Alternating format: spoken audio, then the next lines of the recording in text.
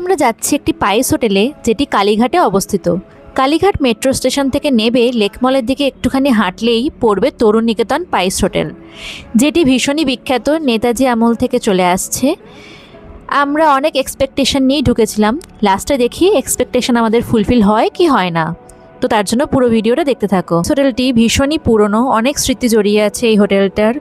এর দেওয়ালে paper cuttings লাগানো আছে, যেখানে বিভিন্ন ফুড ব্লগারদের রিভিউ, তারপরে কত পুরনো এদের পদ, বিভিন্ন মেনু সব কিছুই রাখা আছে এখানে। এরকম দুজনের বসার সিট। এরপরেই চলে এলো কলা পাতা আর নুন, লেবু।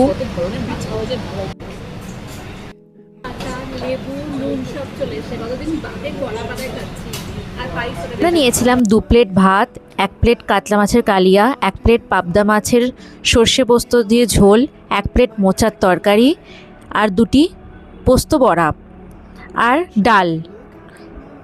এতেই আমাদের বিল হয়েছিল 740 টাকা।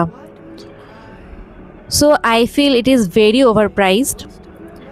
আর আমাদের একজনের পড়েছিল 370 করে। আমার ধারণা ছিল পায়েস হোটেল হবে সাধ্যের মধ্যে দামে ভালো খাবার, কিন্তু এখানে সেটা একদমই এক্সপেকটেশন ফুলফিল হয়নি।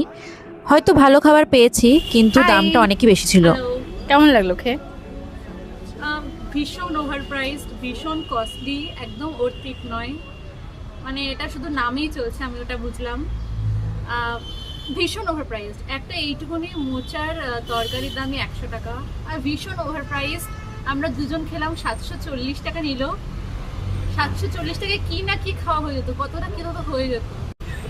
সিরিয়াসলি